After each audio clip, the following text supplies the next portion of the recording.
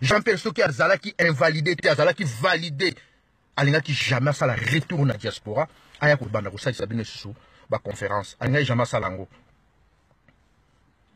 makambo Jean-Pierre asala na Équateur makambo Jean-Pierre asala na Ituri makambo Jean-Pierre asala na ba Uganda eza ebele soki tolobi to banda ko étaler yango Jean-Pierre muto yo ke susu azati Jean-Pierre tozana ba dossier na yo kutu ya usakana te ngana zana ba dossier no ya grave parce que ngana vanda na bunya na yebi bunya na zana na wacha na zana na ba secteur na nyoso na zana ba amba na yebi ba secteur na nyoso ba ngomba ba frontière à Soudan na zala kuna na zana ba dossier na Jean-Pierre to lo bebele teko retire no journal le 24 heures na opesa ba to musala belete la place to penser maka mususu to ando kan sous Jean-Pierre ti retire no dossier wana so zana bezo to solo la parce que to yebani to solo la na o teke o leader moko ba bengi si ba te so ba musala minoti Papa Amsa note Jean-Pierre pour me toler ça muto ate soko za ko solo na batu mo bazo lenga yo pour yoza Jean-Pierre Bemba ngai na zaka complexité pour na iboluka la balar na mino besoin na ba Congolais zala ki te ke o famille moko boye et outil na richesse moko et outil de père office non ezaki richesse à Congo mobuta kabeli ngo ba père na bino bozi ba chance mobuta kabeli richesse à Congo ba père na bino ko bazaki ba master na ye ba gérer Congo na ninga désordre les autres ko se retrouver na ba merde. Après, il y a aussi des gens qui ont imposé à tous ceux qui ont bon, Jean-Pierre. Oh. Ils sont pas dans bino. Tous les gens qui ont Rwandais, tous les gens qui ont vidé à faire na moi na Kanambe, oh, bino bon dimagi na Sun City. Jean-Pierre, vous signez ba koro moko bidon. Bo pesi ba Rwandais, bo comme si ba Rwandais ba Congolais. Ba Rubero bo intégrer bango na kacha ya nationalité congolaise. Pour na intérêt na bino Jean-Pierre. Vous signez ba koro moko bidon. Les gens coûtent so cher. Tout Jean-Pierre, tant vous signez qui va accord, on a vu nos global inclusif dans Sun City, dans 2002. Vous signez qu'on peut l'intérêt à Congolais. Vous avez un salaire, vous avez un intérêt, et massacre, nous sommes tous dans le lot. Manuel Bassalian, vous avez non. Jean-Pierre, tu as retiré le journal le 24. Qu'on peut sortir ma colère, dit. Bisous à la minute, tu as sali baboulot trop. Tu as sacrifié ma vie, Nabiso. Bisous, tu as coupé ma petit frère. Tu crois pas ma cambo. Ils ont imposé Jean-Pierre. Non. En 2004, Bakino, Balinga, Bima, Benga, Rwandais. Roubero a supplié on inter. On est comme ça la déclaration. La déclaration, ça l'a pour l'intérêt congolais. Ceux qui Rwandais, Bakima, qui en 2004, ça fait les 14 ans. Mais 14 ans, situation, comment Rwandais, Bakine, supplié pour yo bimo loba. Pe ozon les consoles Bakeno, Congolais, ko bien la balaba, to bete masasi. Yo le bete bato masasi pourquoi? Pour nga bien la Rwandais. Les autres secrets na Rwandais wana. Beaucoup de personnes sont tout passées. Ngala zolo bela bino siko bateau boza bateau lokoso bilanda landa likola ba 100 euros likola ba 50 euros likola ba t-shirt tala kijale lo sivi chanson mobuta zwa ki toko pesa ngo le susu mutu mususu te Jean-Pierre Bemba yiko sala réunion na ye na Bruxelles bozo yembele nzembo mais comment bino nyoso boza na bolumbu mo na sama kolona bino comment bozo ko yembele nzembo Bobani ko yembele nzembo donc qui jali le zo matina poto donc Congolais ça complexé place à ibika ki akomela ta kaneta bien azolenga mais nzo ko zo te kamboka Jean-Pierre bo signa ba corps moko bidon na Sun City bo céder ma belle pa ba Rwandais comment bo kende ko zo défense sécurité en mboka bo pesa ngo mutu lokola Rubero bino ba Congolais bo luki kaka o ngala za nga chargé à finance mususu ki ko lukaso olenga ko ina oyo azana prison nani o ki encore mususu nani o soki na jomi Olenga ko azo signé bakor na peignoir na couloir ya hôtel olenga ko yo lelo ba Rwandais bazo seka olenga ko ya bima na peignoir na bolumbu nyoso abina ko signé bakor ali na salle kaka ba ko miroiter bino ke yo bakor moko signé mais nzoko ba signé bakor na bango déjà na ba couloir d'hôtel na ba chambre d'hôtel ba ko signé bakor global inclusif na ba Rwandais et pour naka ba légitimer yango ba na salle ba vandi soi disant to signé bakor mais otika no biso boye po Jean-Pierre Bopesi so musale belé bino mamususu kutu bo profiter na mbongo ya Congo bolé yango depuis bosana mama bino ti bokoli na mbongo na boyo kela ta peuple na mako Jean-Pierre biso mamususu kutu le to za ko se pumole pona makambo aussi là to profiter na biso na mbongo ya Congo ti oko manipuler batunde mona ta biso CCDPP to boyi Jean-Pierre o sale loko noti Jean-Pierre eloka na ngana biso ngwana soki o continuer na koya siko na ba dossier na we ya bien parce que na yebi ba cop nyonso bo sala na petit frère Museveni ba dossier nyonso oyo bo sali na Ituri ba cop na nyonso bo sala na Beni ya ba café na ya ba boire na yebi yango ba réserve d'or nyonso oyo ya Kilomoto oyo Museveni na ndeko ne babande ko bimisa butu na yebi yango Jean-Pierre Bablo mususu tolingi to italango pa ba congolais et aux scandale bato wa inao na botama bona bitumba to bagare kaka to kobunga jour wana discours ezala tete biso ka bitumba c'est tout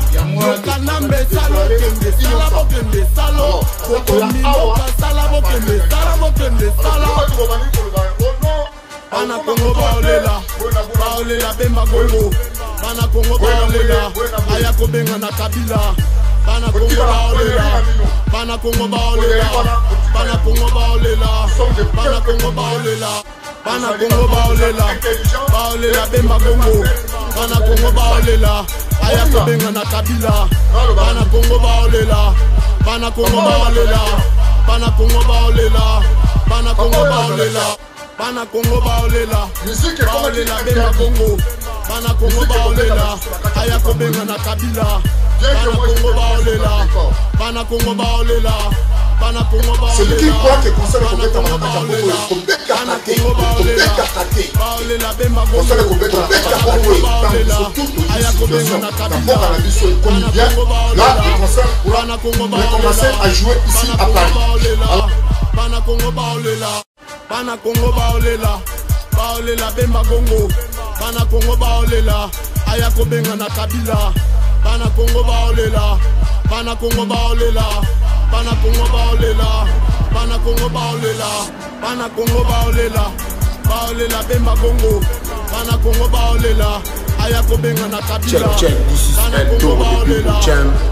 Comme on se parle, tout le monde se dit Makamba Congo Tokomo mona moi comme mbilinga bato mosusu bakomi soki bameli bandi bameli diamba na lotoko bayeba loba mamba Congo qui t'a dit que Bemba a resala discours n'a été le 24 novembre ça c'est El Toro babi comme on se parle tout le monde s'était bino bato bolobaki que Bemba soko yawa na Paris pour menacer pour sala boy il n'y a pas un souci venez on m'a dit vous préparez la loquette on a bino vous préparez hein ba ara bino pour on va vous joyer na ko fiakole suka ya ko photogari moko do kana joa ngona bina yeto to balukana likolo soki to ko beta na soki makile ekotanga kuna abagare kuna et puis asa préparer le sou minduki akota zamba pour abagare pour le nègre intérêt la kachamboka na biso alors on ne peut pas mettre tout le monde dans le même sac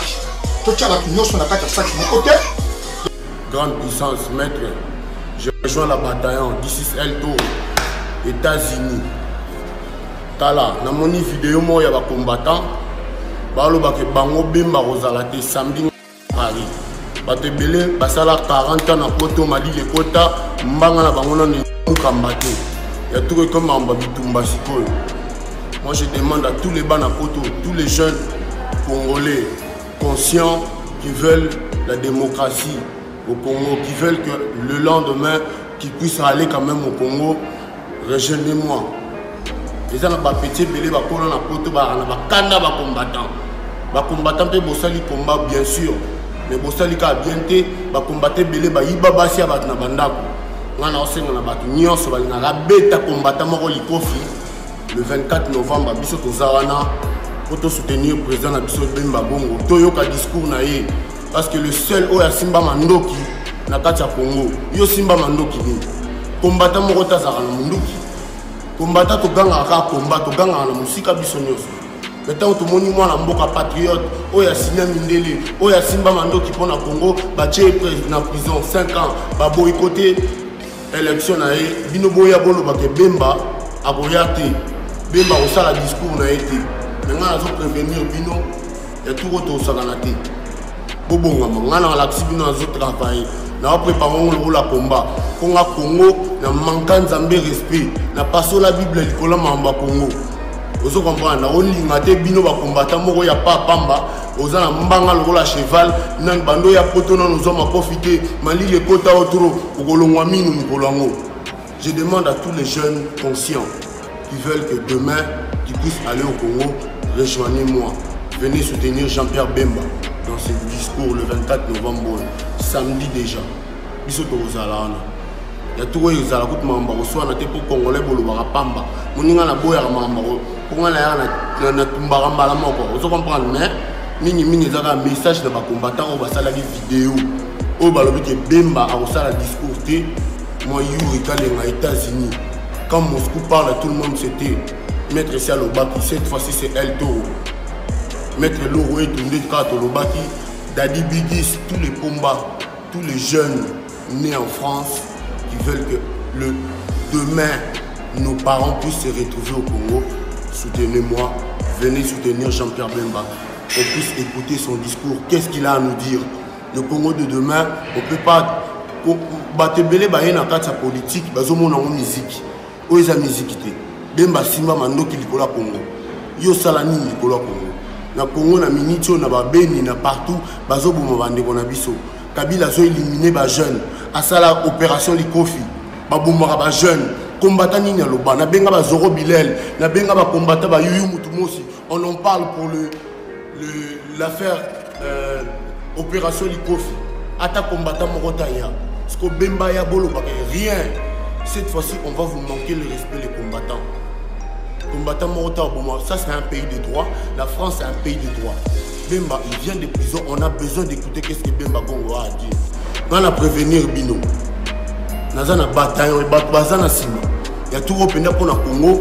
Pour moni banda bo bandi combat, mutuno akufite. To mutuno azibenda mukamba mbange déplacé. Asali benda 4 ans aller à la sous-souté. Ya tout automoni hein. Bobongi ça fait, bo ba ve. Mais cette fois-ci Congo, to moni bino ba vie, bo sali pelo oti. Combat na bino ti lelo 0 Kabila il est toujours là. Donc on doit changer notre politique. On doit parler, on doit faire des plans. Qu'est-ce qu'on doit faire pour le Congo? On doit appliquer une technique à suivre, un changement de quotidien de Congolais. Bemba doit nous dire qu'est-ce qu'on doit faire pour que Kabila soit dehors. Parce que tout ça, on a complice trop dans le Congo.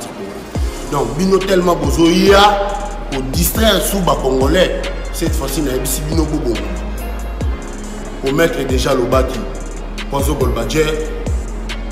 Alobaki oya kozwa nga Yuri Kalenga États-Unis d'Amérique na koti maramba le 24 oyo na discours à Bemba Gongo moi Yuri Kalenga je serai là mais il sera coûte maramba kolobaki bobonga makaka to bunda pour maramba Congo il faut mutakufa pour comprendre pour ne boke tu le barabo comprendre été mais oya za contre Bemba avant de la on ndako biso to sala wana mais pour prévenir Bino et vous allez à Kolobate.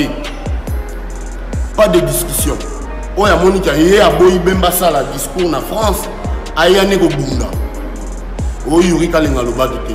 This is El Toro depuis Pocham. Pozo Golbadjer na Landi na rejoindre le bataillon. Merci beaucoup. À bon attendeur salut. Et je continue encore une dernière chose à dire c'est que Banagno Sapoto tous les jeunes Congolais de France qui connaissent la loi, qui connaissent le droit. Ça, c'est pas le Congo. Donc, un Congolais ne peut pas interdire un politicien congolais faire son discours. La politique, c'est pas la musique. Rejoignez-moi, venez soutenir Jean-Pierre Bemba. Venez soutenir Bemba pour le Congo de demain. Venez soutenir Bemba pour des projets qui vont faire en sorte que nos parents puissent se retrouver.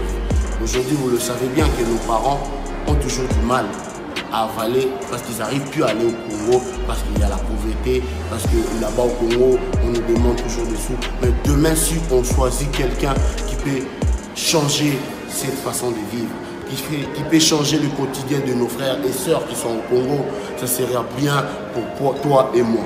Alors, venez dire non aux combattants pour boycotter le discours de Jean-Pierre Bemba. This is El Toro, le people channel.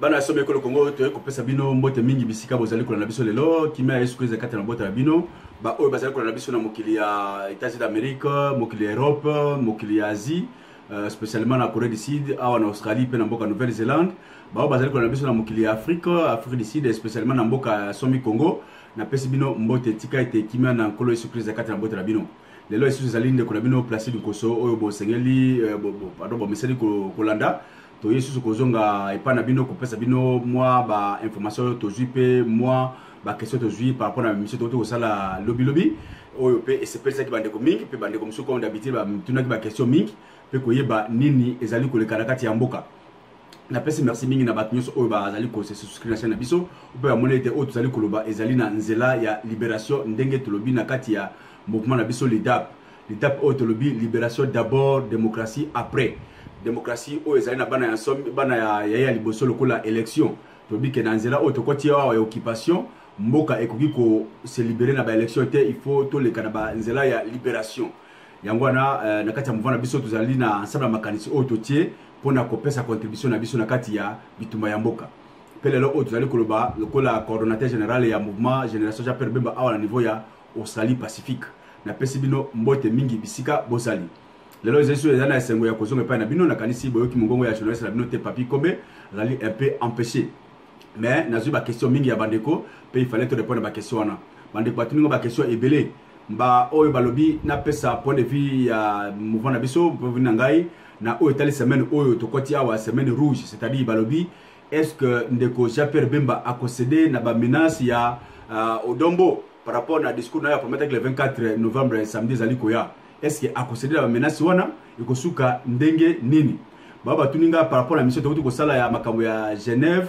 ikosuka ndenge nini est-ce que ndeko Félix Tshisekedi na ndeko Vital Kamerhe bakoki soutien après un temps kozonga na bon sens après avoir ko se garer pour retirer signature na bango ou epesi somme aussi plan international epesi pe soni mingi si plan national est-ce ba kozonga soutien na bon sens bamso ba yipsinga boto ko suka ba tozali komona bandeko mingi na kati ya FCC oya bakabili bakomi ko se bousculer bamso baliwa joindre Martin Fayulu pas maté balobi était au moins opposition à la démocratie pour na choix ya candidat commun par rapport na oyo ba imposer ki bango pa na bango il n'y a pas eu d'élection balaboko ba Bruxelles bango ndaka la pour na ba raison sous secondaire bazali ko maîtriser té si bazali pré bazong na ba ko telepa Martin Fayulu bamso batuni balobi ah sika oyo zali ko pe ko monda bande ko mingi o ba chaki na situ na députation ba publicité na bango avec un signe à Félix Tshisekedi bamso babandi ko boya bakenda na Félix Tshisekedi parce que soni oya pesi ya sous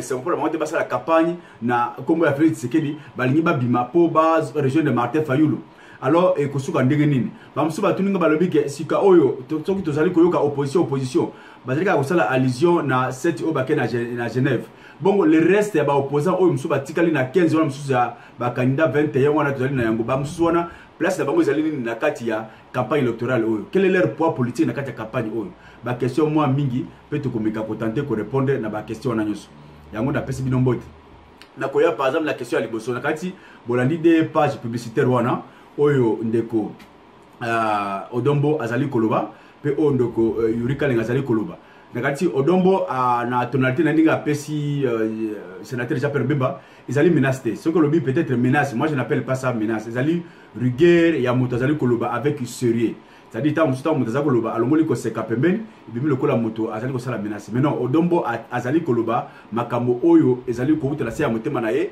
pe avec cohérence d'idée donc ça menace te mais vérité ya makasi c'est-à-dire vérité ya simanda côté oyo ya face à face na elongi pe bolandi ndeko Yurika Lenga oyo azali boxer munene boyebiye pe ye pa lobi ke moto moko azana dota ko empêcher sénateur Jean-Pierre Bemba à sa la campagne na ye parce que azali mona mboka pe il faut to yokaye il est allé un peu le pour la menacer bandeko bakoya na mbutu ya kopekisa nde bakozwa biloko oyo ya bombeli bango donc bolandi de aspects on a la vidéo on a un peu contradictoire mais la vidéo là on ninga na CP d'abord je suis dans la joie parce que et la kisibiso au niveau peut-être la maturité politique à peuple congolais ou ezali komata c'est-à-dire Odombo azali Mungala Jean-Pierre Bemba azali Mungala mais curieusement un Mungala qui refuse son frère Mungala à ça la discours ils allaient signer la démocratie c'est-à-dire ici tout ça sur un problème de tribalisme et là vous allez comprendre biso mingi na Congo tribalisme ezali eloko oyo to sengeli bandeko ko boya na kati ya bitumba bandeko so bazali koya na aspect ya tribalisme na kati ya bitumba oyo il faut batika yango to boya yango nde mungu nazali ko luka moyen pour na kokabola mboka na biso ndeko Kalenga Yuri Karanga Azali Moulouba, mais Moulouba a soutenu Jean-Pierre Bemba. C'est ce que nous voulons au Congo. C'est très bien ça.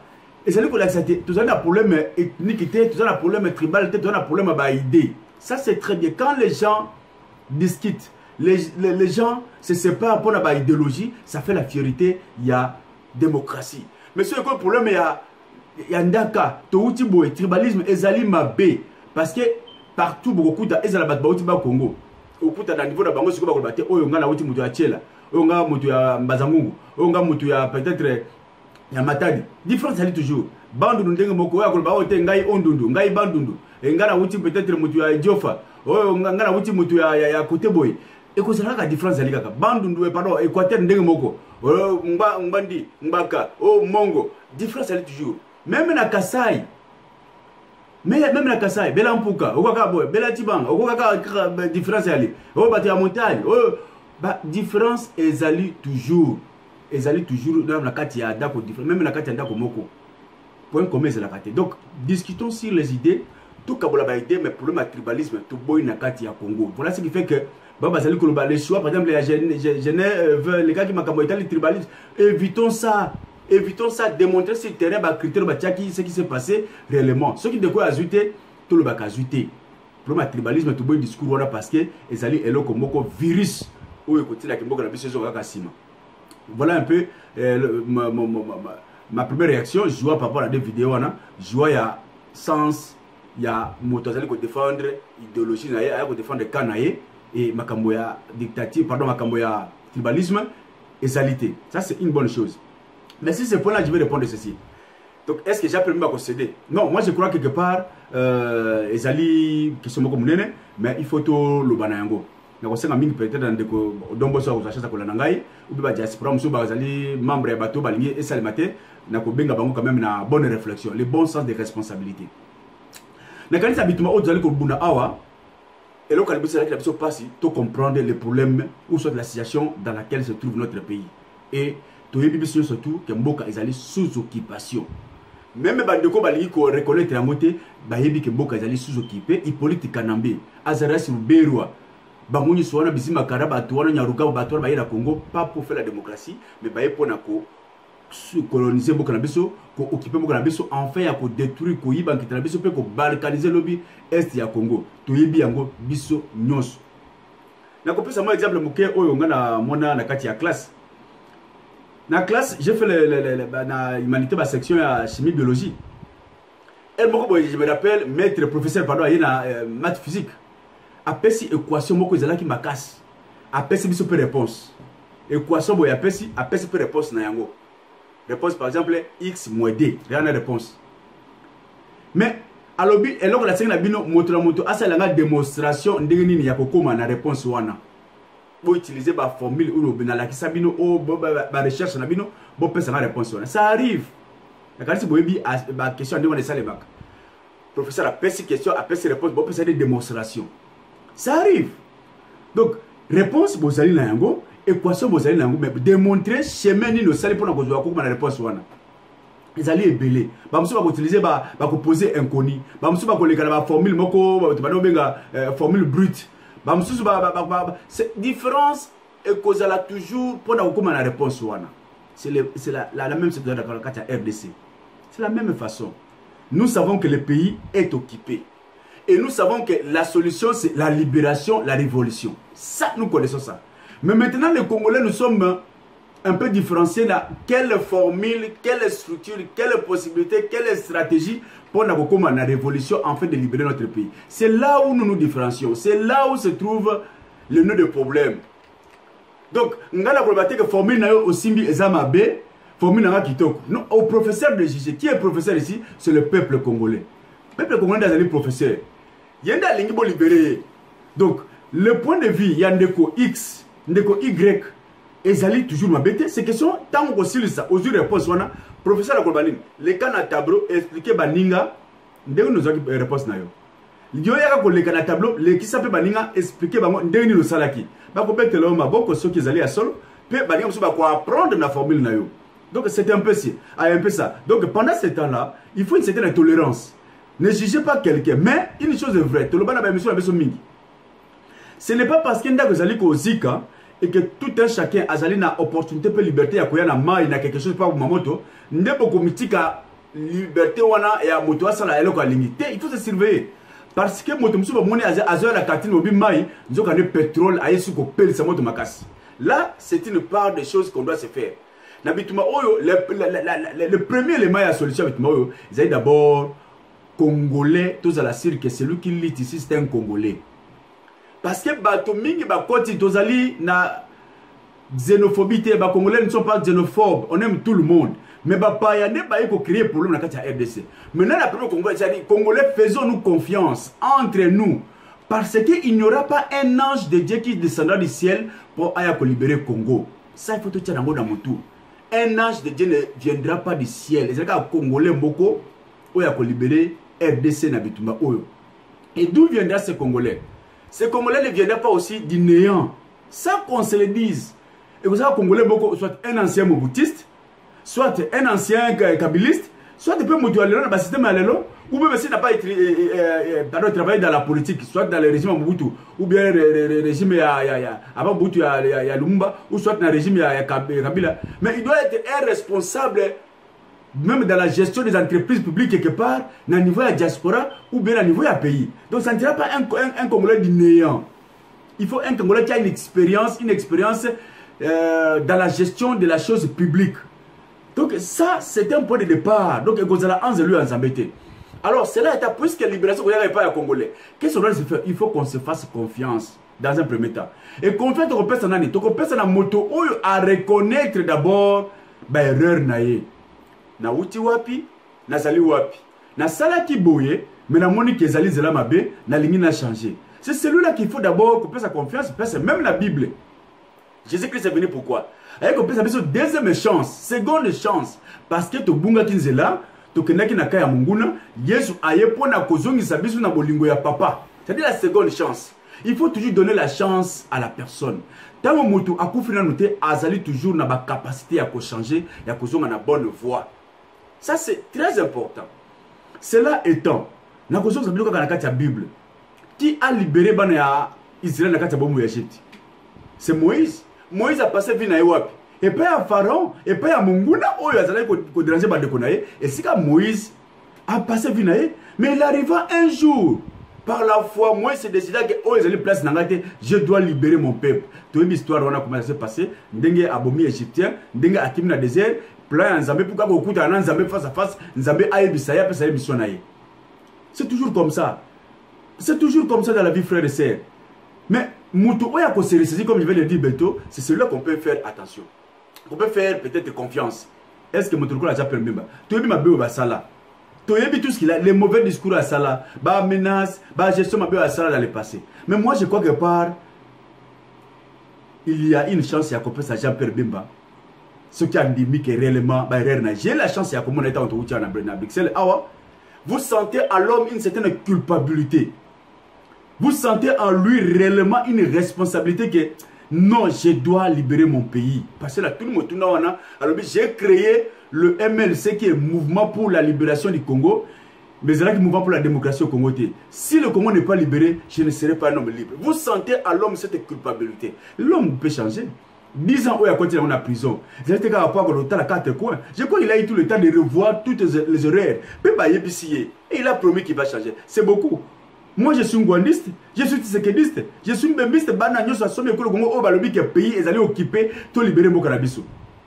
C'est très important. C'est un premier pas à changement par rapport à bande comme nous batika la même pas comme la libération le mot libération bimaté le club Félix Tshisekedi. En plein discours, to bête la voisin maboko. Ça c'est vraiment Moutouana Zali Moussika pour la notion de libération. Maintenant Moutabi Mboke Zali occupé le club de Martin Fayoulou. C'est ça, Oazora, Franck Djongo. Et c'est donc celui-là qui reconnaît que le pays est occupé, il faut te passer d'abord chance. Voilà pourquoi le Christ dit, je crois 2 Corinthiens 5:17, que Motonyo so oyo andimi Yesu Christo a combi et que la moyasika, biloko nyoso yakala ici et l'équipe onaye. Moto oyo andimi que mboka zali s'occuper, pe azu promesse que abana ko libérer mboka atika mabe asengi pardon, il faut te passer chance wana. C'est pourquoi tu allez kondimangba na lelo. Président Honoré Ngwanda Lelo. Batu nous sortait là ni magaïté pourquoi? À cause à passer naé. Mais l'homme peut changer. Tant que non, je suis congolais. Tu es ma bête au salaki botika makama to tourner pas joint to libérer mboka na biso. Après ça ma cessé ya muibi. Moi no boti mona muiba kana ko iba me na retour na ye aya ndaka kuta muibi muso azali ko iba ndaka papa na ye akanyi muibi wana. Ame muibi wana pa ya papa. Papa ko sala mona wana ni. Et ça par exemple moko très profond, très philosophique pour dire que l'homme peut changer. Donc on ne peut pas croire qu'un âge essaie de descendre demain pour libérer RDC. Et ça dit que biso na biso ba congolais. Voilà pourquoi l'une des missions ya biso ba diaspora bato ba résistant ba patriotique congolais est d'informer la population en fait que quand viendra cette libération, et ça la chaotique, et ça une libération préparée. Que voilà pourquoi on a libéré le pays. Voilà pourquoi les élections ont sur la libération. Bon expliquer ba mboka, tant on comprendre yango, tant on libération koya et ko za loko ya sengo au lieu za loko ya chaos. Fais ce qu'on fait à Japon. L'homme peut changer. Boyo Kaye parce que lui aussi a pris le risque pour Namboka wana. Et s'il a fait peut-être Babylon ou Ambeba, c'est tout à fait normal les amis, ben réel oyo mutu salaka. Même le oyo, mutu lokola Obeminaku, Lambert Mende, ils peuvent changer. Attends là continue ba basili ba pacte ya mabela batona, ce n'est pas pour dire que le président Odoring Banda a signé cette cause na cette condition na ye. Alors binin, bo quitter ba institution, banan ba quitter ba institution. Ce sont les fils du pays où Basali encore sous l'ignorance, il y a réalité à pays où bien Basali ko sala nanko, ko sala munguna, a bengi bango qui sortait des institutions. C'est parce qu'on ne peut pas construire le pays sans bango. Nana ko benga na Lambert Mende kata Congo, Lambert Mende yoko benga na okenda wapi. Non, on peut l'arrêter mais Lambert Mende bana ya bana na ye. Yoko benga na bango pourquoi? Comment ils amboka na bango?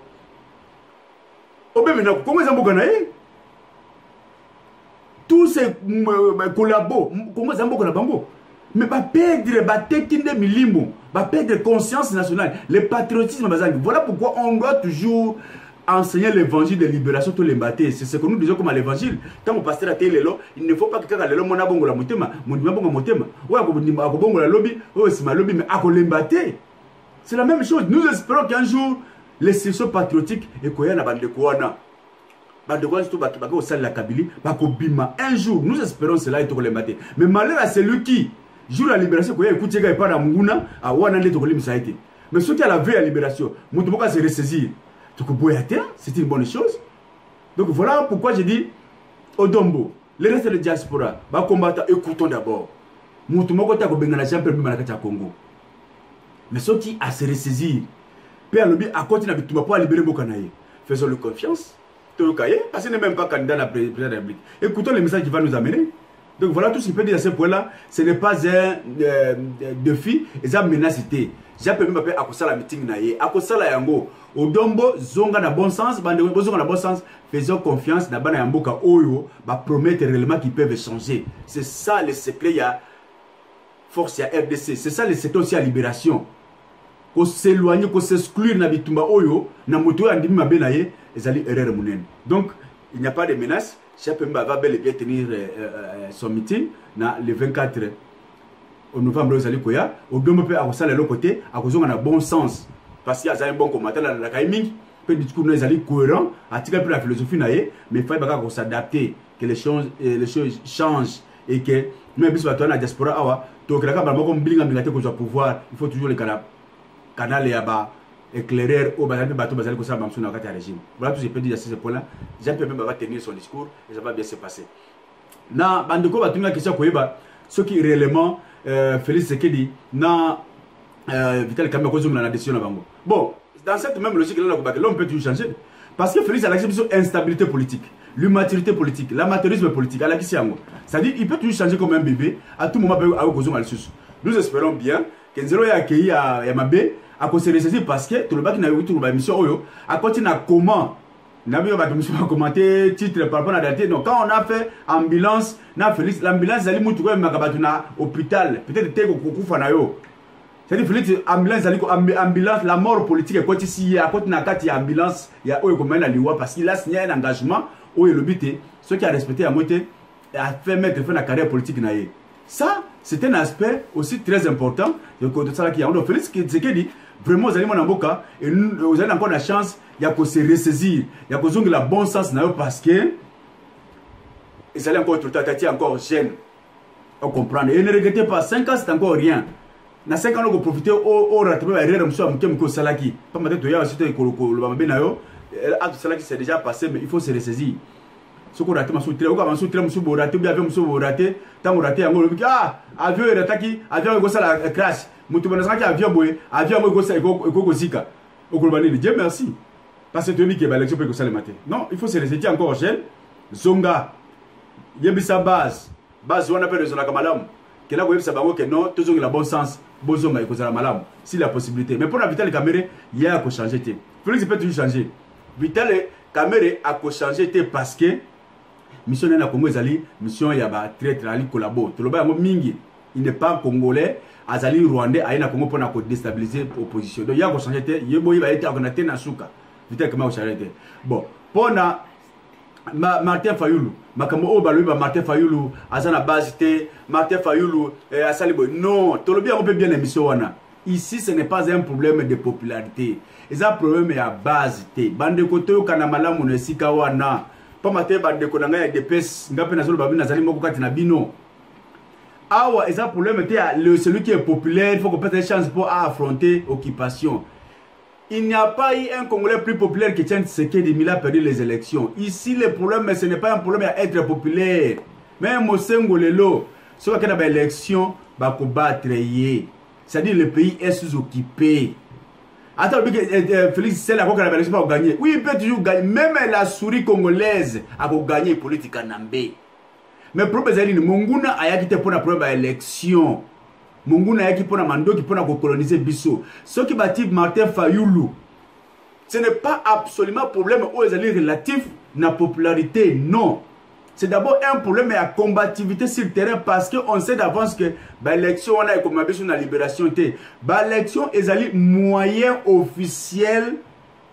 Ok, ezala bateau bazali ko bomino sur le plan international. Bah comme on a que oui ici les Congolais ont droit yako se manifester parce que constitutionnellement, Hippolyte Kanambe a BBC. Voilà pourquoi on a mis ce par exemple à Nyoka na Mukila. C'est ça. Donc, aux élections, il y a les moyens qui vont nous amener à la révolution, les moyens qui vont nous amener au soulèvement populaire. Mais pas les élections, c'est comme moyen de la libération parce que même Martin Fayoulou, on a pas soutenir, il ne gagnera pas Chadari na ba machine à voter wana. Boyoka bien congolais. Chadari, pardon, Martin Fayoulou Bati wana, ce n'est pas un problème de popularité, un problème, il y a celui qui peut contenir la masse parce que chemin la libération, ils allaient incontournable. Tout le monde yango, même Félix Tshisekedi. Tout le monde yango, ndeko Moïse Katumbi. Il est revenu au bon sens. Moïse Katumbi, Félix, pardon, Jean-Pierre Bemba, Matungulu, Mouzito, Bandeko Basangani, ça ne ferait pas la popularité pour Martin Fayoulou. C'est ça. C'est ça qui fait encore la force d'un petit rien, un petit, Matisse à comme la niveau de Yamounene. Et si on est ensemble réellement, la force est d'ensemble, et continue à la popularité, ma casse passée, Batunios à Jean-Pierre Bemba. Espérons qu'il y a la démocratie, n'est-ce pas, par exemple, Namboka, Mdele, ceux qui m'ont appelé Ordre Boy, Batuming Balandi. Ceux qui Batuming à Jean-Pierre Bemba Balandi, Martin Fayoulou. Batuming à Moïse Katumbi Balandi, Martin Fayoulou. Batuming à Moïse Balandi, il sera plus populaire qu'il dépêche. Tout le bayango. Parce qu'avant, avant que Moïse Katumbi a la libéré, c'est lui qui était au premier point de sondage, plus que Félix Tshisekedi, n'est-ce pas? Félix Tshisekedi a le premier sondage, je ne sais pas encore. C'est parce que Katumbi a l'ongui. Donc si on doit suivre cette logique des sondages, c'est-à-dire aujourd'hui, Martin Fayoulou vous appelez populaire, parce que Moïse Katumbi, plus Jean-Pierre Bemba, plus les autres temps la sommation, à coller Kaliboso. Oh, ce n'est même pas ça le problème. Donc, à votre pour la libération, Martin Fayoulou est là comme soldat du peuple, capable, en cas de déviation à l'élection, il peut contenir la masse, peut-être que dans Zera et à libération. Le peuple congolais n'est pas idiot, le peuple congolais n'est pas naïf. Le peuple est prêt à se soulever pour la libérer Mbokanaye. Mais l'autre manière que le peuple nani à qui faire, quel est ce leader qui peut nous amener à la révolution? C'était ça le problème. Nani wana, tout ça la révolution que nous avons fait pour Félix Tshisekedi doit pouvoir, tout ça la libération que nous avons fait pour Vital Kamerhe doit pouvoir. Mais Dieu est grand, le Dieu a déclassé Bango. Mais là, le tout leader qui a besoin de la révolution. Oui, le peuple est maintenant prêt à sortir dans la balabala pour se libérer parce que tant on a point boy, toujours parler de la nation, toujours parler de communication. Tozui, peut-être palais du peuple. Tozui, place nous à l'aéroport Tozui, nous avons un porte-parole à se proclamer président Toyibé déjà, Martin Fayoul. Le peuple maintenant est prêt parce qu'on ne peut pas aller combattre sans que vous évitez qui va nous prendre le devant, qui va nous présenter ce qui te commet à l'état pour nous. C'était ça un grand problème. Donc Martin Fayoul ici, basé parce que expérience, sur le plan stabilité, Aza aussi peu médiocre, la classe médiocre, mais Aza le premier des échoués. Permettez-moi le terme. C'est-à-dire, c'est lui quand au moins, on a une classe, tout ça à délibération, personne n'a 50%. On va répresser 49-48.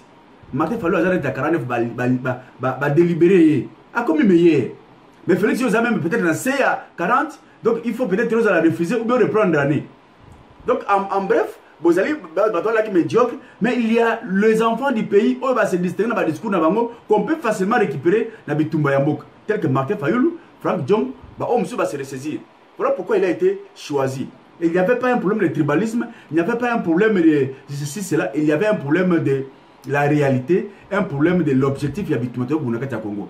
C'est un peu ça. Donc, je crois que j'ai tenté de répondre à la question. Il y a Félix Okakou se ressaisir, n'a vital les caméras. Bon, la question concernant Bandeko, il y a FCC au Bazali déjà, Martin Fayoul. On doit être prudent. C'est une bonne chose. Voilà pourquoi je vais le dire que si un fils de pays se ressaisit avant que la révolution ait Azali béni.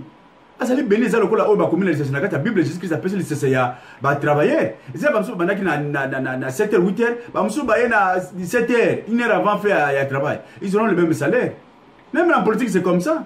Tu peux avoir commencé l'opposition depuis longtemps, mais quand tu as veille à super comme président. C'est une grâce, même dans ma carrière politique, c'est une grâce étoile et à moto et copé la Nangongana Yango. Ceux qui vont dire réellement que les lois va quitter Kabili pour et pas Martin Fayoul. Basali bana ya solo, bakozo matukuyamba bango. Pourvu que va changer nani ka koloba. Mais attention, il faut que tu fungola miso. Tu fungola miso parce que Monguna a tiembongo mingi pona ko déstabiliser. Mutu msa yana kati ya groupe bomone mutu mala muzo kada kuna virus. Parce que batoloko la bakimbuta. Il faut tourner la langue deux fois. Ceux qui ont dit que Kabila n'a pas opposition. Il faut tourner la langue deux fois. Hein? Il faut tourner la langue deux fois. Pour tester d'abord. Yes, réellement. Pour tirer réellement, tout le monde réellement va changer. Et c'est là qu'on a tout moins officiellement. Il doit passer dans la déclaration publique, dans l'acte public, eux, dans FCC. Ça, c'est très important parce que vous allez envoyer clandestin, il y a Munguna. Parce que Munguna va déstabiliser, a créé chaos, il y a au Italie, non, Italie tribalisme.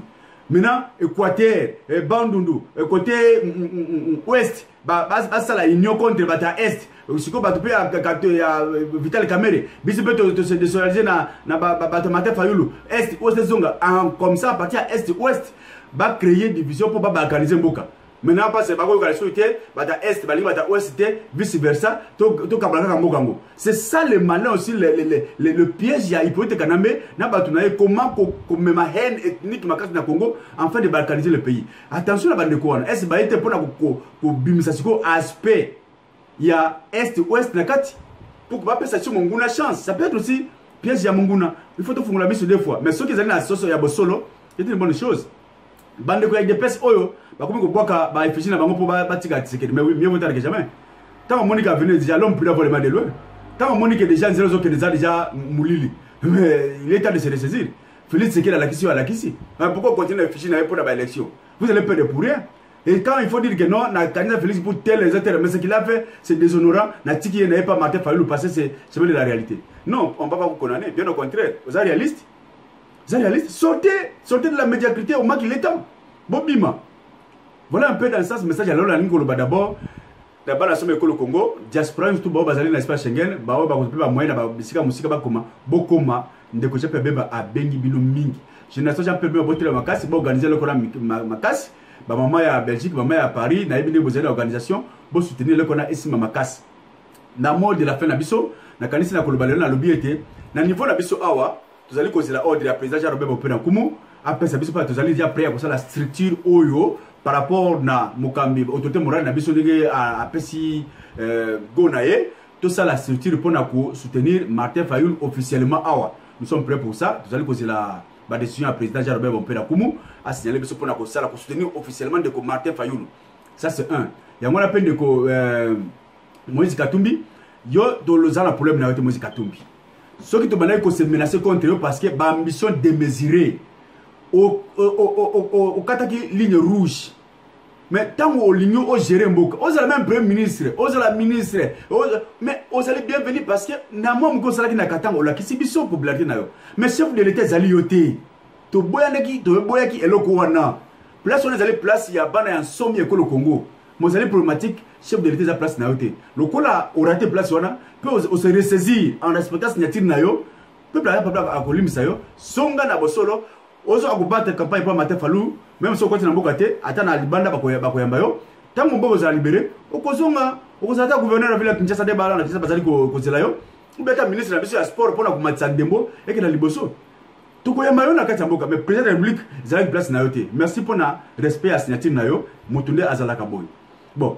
pona o etali bitumba ya niveau ya génération ja premier en Australie vous allez kokoba bozala ozake ba biloko nyonso esengaki ba t-shirt biloko bato bazali kozelango mingi au moins porter to kopesa bino ndenge ezali kotambola tous les cordons ya baeta nyonso tout tozali kozela comme d'habitude ba liste na bino ndenge bao ba musu batindi ba batindaki te bosala yango très bien donc Australie bozala prêt vous allez déjà officiellement organiser soutien Martin Fayulu peut te inviter aya en Australie donc Martin Fayulu peut azali na invitation peut na lancer déjà invitation ne pas na yo bana Australie ba lingi ba bazali kozela yo ba yo kayo tout le monde est mobilisé awa Australie pour na koyamba Martin Fayulu ceux qui moye kozala igwe atikalate a accompagner yo ceux qui moye kozala oya na staff nyoso ezala Moïse Katumbi peut accompagner yo bande ko sengi yo batikali fidèle boya na Australie bazali kozela bino awa bana wana bayamba bino pe bayo kabino batuna bino pe mituna o ezali ya mboka lelo.